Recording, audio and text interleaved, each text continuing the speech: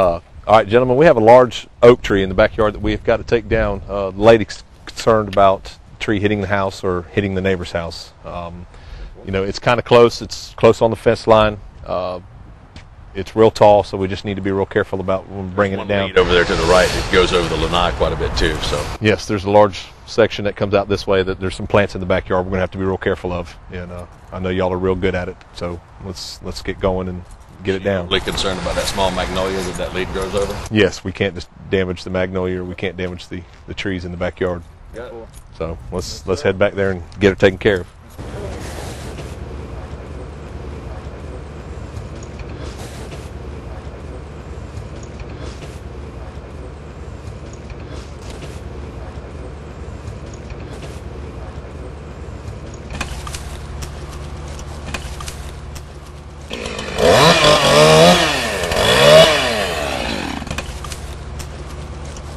So the first job of work here, Rick, is to clear his path so we can get up the tree, right? Yes, sir. Yeah. You got to be able to get to the top to tie in, Uh-huh. to actually even be able to start the work. Is this a pretty typical job, would you say? Yes, it is. Okay. Is there a science to climbing these trees, Rick?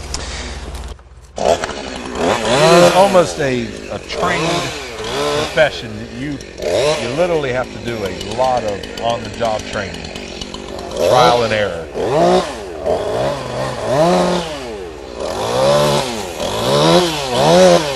Barry's been with me now 4 years and has been in the business on and off all his life. His father was in the tree business. Yeah, he was telling me off camera that he had an office job and he just didn't like it. He belongs up in the trees, that's what he said. He said, I'm a tree man, always been a tree man, third generation of tree men, and this is what he loves to do. He just loves to do it. Yeah. He sure does. And he is really good at it. Is speed important?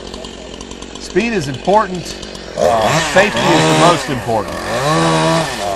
Next is speed. And when the trees are full of vines, it makes it very difficult for your spikes to stick in, for you to be able to hold on to the tree as you're going up. We know what the end game is here. Barry's going to climb up to the top of that tree,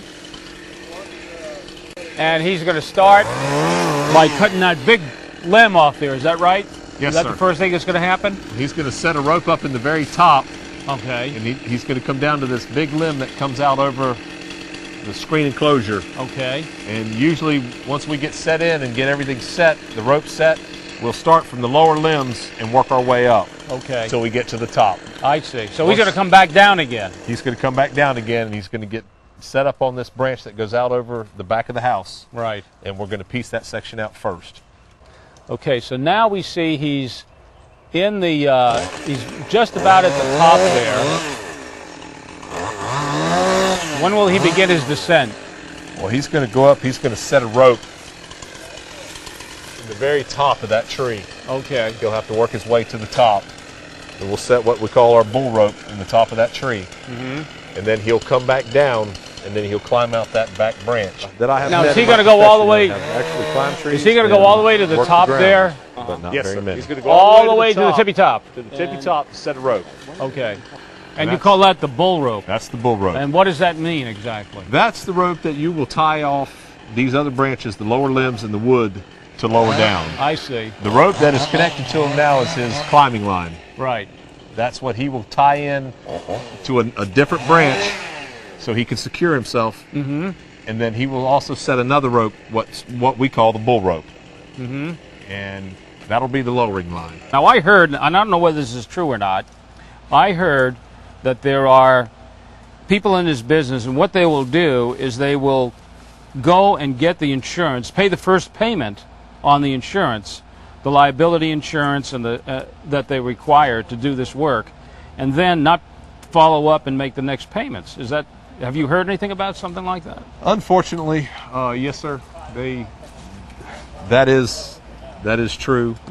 It does happen. That is why it is so important to check the actual insurance and to call the insurance company to make sure that they have the valid coverage. So what you're saying is that when somebody calls a tree service, one of the first questions you want to ask is, are you insured? Yes. All right. but then you want to verify that. What's the verification process? The verification is to see a copy and to receive a copy of their insurance, and then call the broker. Call the broker Aha. and make sure that they have the coverage that they say they do.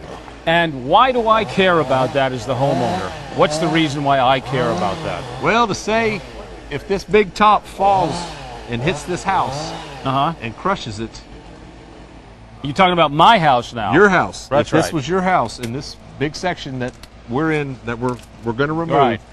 if a mistake happened and the tree fell through the house, you would want the company doing the job to be covered.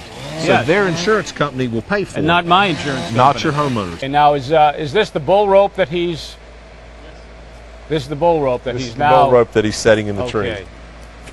Now he's got to be careful that that bull rope is set on a branch that's going to be strong enough to handle everything. And Yes. Yeah. Yeah. Yes, sir. He has to be able to know where to set it and what weight, what size branch that he can cut that'll Right. hold the weight. He should have a. He'll be tying that on in a minute and cutting that one branch. They can at least get him lowering the branch down.